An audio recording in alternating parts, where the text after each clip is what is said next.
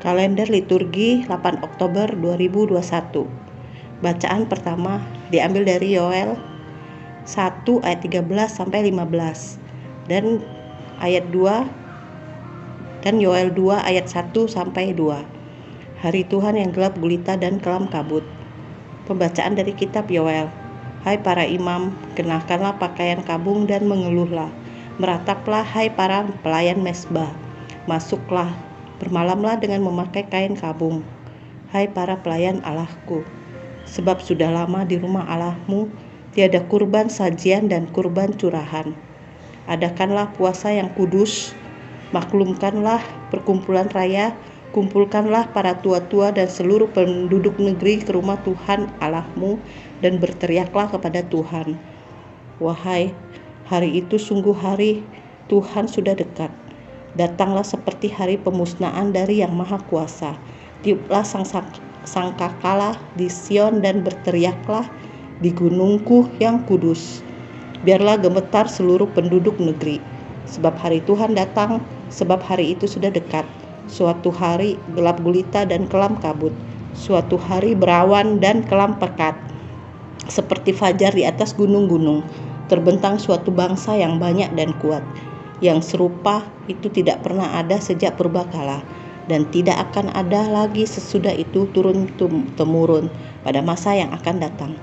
Demikianlah sabda Tuhan, syukur kepada Allah. Bait pengantar Injil diambil dari ayat Yohanes 12 ayat 3, 1b sampai 32. Sekarang penguasa dunia ini dibuang keluar, sabda Tuhan, dan bila aku telah ditinggikan dari bumi, aku akan menarik semua orang kepadaku. Bacaan Injil diambil dari Lukas 11 ayat 15 sampai 26. Jika aku mengusir setan dengan kuasa Allah, maka kerajaan Allah sudah datang kepadamu. Inilah Injil Yesus Kristus menurut Lukas. Sekali peristiwa setelah Yesus mengusir setan, ada beberapa orang yang berkata, Ia mengusir setan dengan kuasa Beelzebul, kepala setan. Ada pula yang mencobai dia dan meminta tanda dari surga. Tapi Yesus mengetahui pikiran mereka lalu berkata, setiap kerajaan yang terpecah-pecah pasti binasa, dan setiap rumah tangga yang terpecah-pecah pasti runtuh.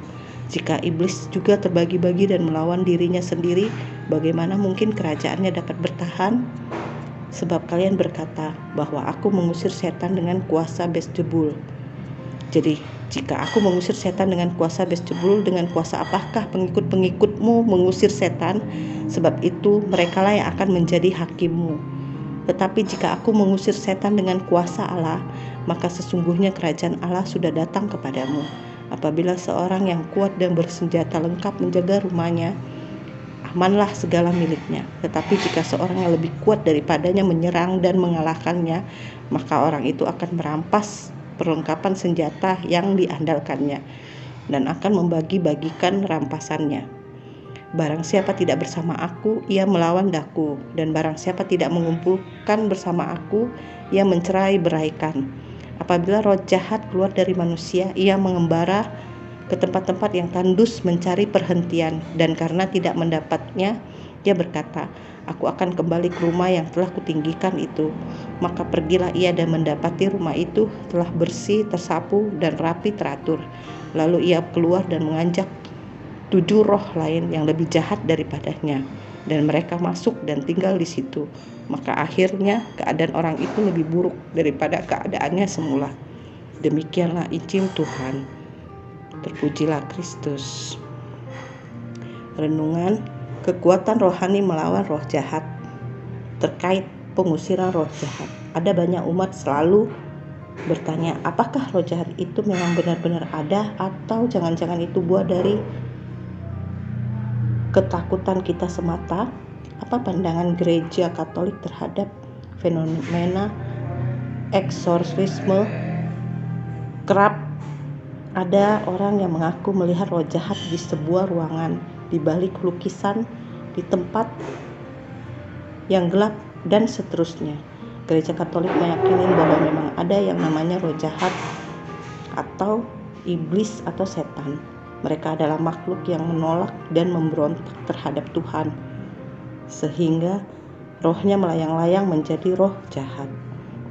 Injil pada hari ini menegaskan bahwa Yesus mengatasi segala kekuatan jahat. Orang-orang menuduh kekuatan Yesus datang dari iblis. Mereka adalah orang-orang yang memang pada dasarnya membenci Tuhan Yesus. Mereka tidak suka dengan Yesus dan kemudian menfitnah bahwa kekuatan datang dari iblis. Yesus menegaskan bahwa kita punya kekuatan dari Allah untuk mengalahkan kekuatan iblis. Bagaimana caranya agar kita punya kekuatan itu? Tentu kita sendiri harus punya ketekunan berdoa, rajin melakukan olah rohani, meditasi, baca kitab suci, ekaristi, dan lain-lain. Kita harus mengandalkan Tuhan, bukan yang lain. Tuhan Yesus, bebaskanlah kami dari segala yang jahat. Amin.